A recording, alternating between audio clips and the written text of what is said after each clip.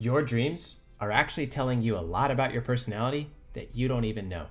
There's a lot of different ways that people dream, and I've spent my life researching people and the way that they dream in order to diagnose and treat mental health conditions, specifically for complex trauma. And I just released an email, and I want to show this to you guys. Maybe you haven't seen this, but I do put out a weekly newsletter giving you free insight about your dreams. I don't even sell anything, which probably is a big mistake on my part, but I don't even sell anything. It's just free help because so many people have asked me for help with such a large channel as I have, and I want to be there to support you and help you figure out what your mind is telling you about yourself, because the answers are there. Every time that you sleep, if you can start to remember your dreams, you can learn amazing and incredible insights about yourself that lead to you taking the steps you need to in order to fix your mental health conditions. You just have to learn how to interpret what they're saying. Now, if you're the type of person who doesn't dream very much, or maybe it goes a long time between remembering dreams, I have some ways to get those back, and we'll talk about that in a separate video. Send me a DM, send me an email, and we'll get you back on the dreaming track. But here's what you need to know. So what does it mean when you dream about climbing? Oh, well, there we go. Hey there, dreamer. Here's some interesting stuff. And so you can read this, but what I want to get to you is this part. Great research, and you can see it's all linked in here. So if you want to read the research articles, you absolutely can. I want to show that this is not just me making stuff up. This is not metaphysics or spirituality. This is science, and we know this stuff. We've researched it. I mean, it's 2025, for God's sake. We know some stuff, okay? I'm trying to keep it family friendly, so you see me almost slipping up with the stuff. Thanks, YouTube. Appreciate the moderation, the censorship. Let's get back to the video. Okay, so if you are an emotionally intense dreamer, are you an introvert or an extrovert? Well, hey, introverts. They tend to have super vivid, emotionally intense dreams. As the resident introvert, you may be surprised to hear that.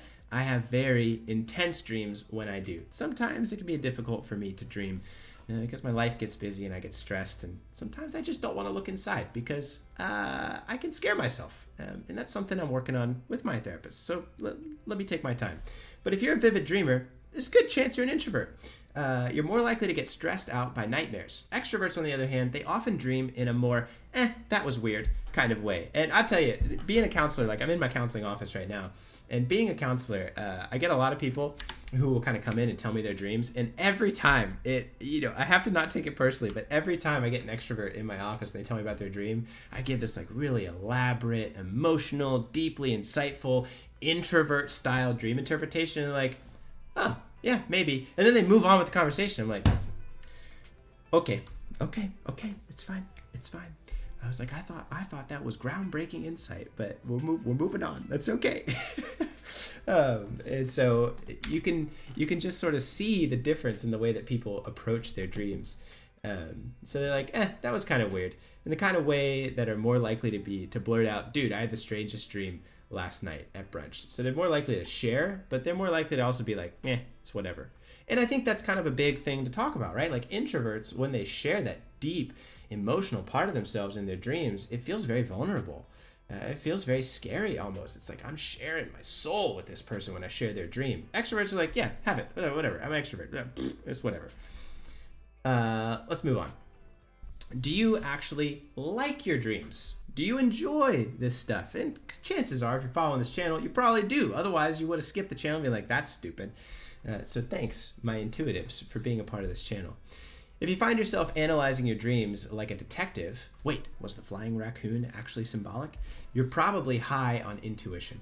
People who lean toward intuition, the N type of the Myers-Briggs typological inventory, they tend to find deep meaning in their dreams, while others might just roll over and hit snooze. So those intuitives, they really want to intuit the meaning of their dreams.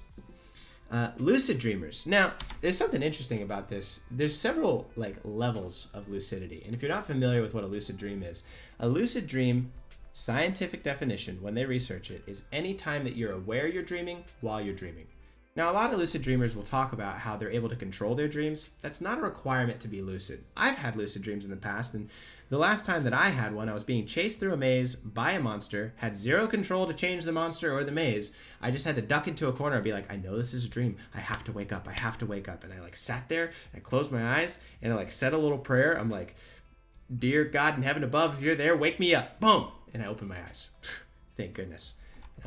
So it's not a requirement to be able to control the dream to be lucid. It's just that you're aware it's a dream.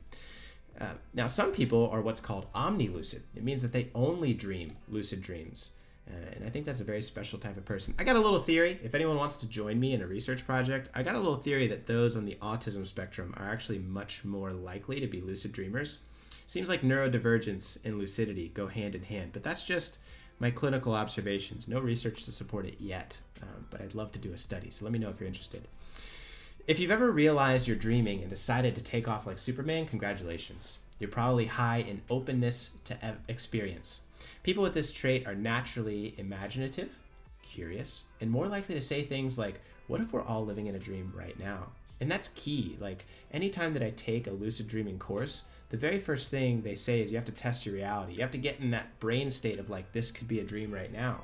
Because if you're always questioning whether reality is a dream, you're more likely to also question if your dream is a dream and then become lucid and be able to take control. But what about nightmares? Probably a lot of you in this chat. If you have a lot of nightmares, blame your overthinking brain. If your brain loves serving up horror movie level nightmares, you might be high on neuroticism. Now, this is from the Big 5 factor model of like personality types. Same as the openness to experience part. That's also from the Big 5. But neuroticism, aka a tendency to stress, worry, and overthink. Not naming any names. Your mind is basically running worst case scenario drills in your sleep. Yay? But don't worry, nightmares are actually your brain's way of processing emotions, so thanks, I guess. And so it's something to think about. As people progress in their mental health journey, those dreams do get better, and I see that all the time in my practice, so there is hope. Don't worry about it. But use those nightmares as a jumping off point in order to figure out what it is that you need to address in your therapy. That's the most beautiful part of it. And that's why I try and integrate dream interpretation into every counseling session that I do, and especially hypnotherapy sessions.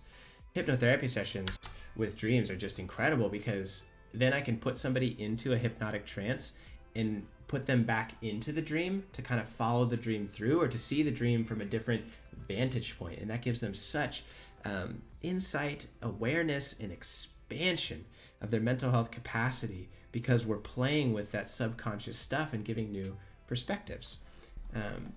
But what about if you're the type of person who remembers your dreams, right? Why some people remember and some people don't?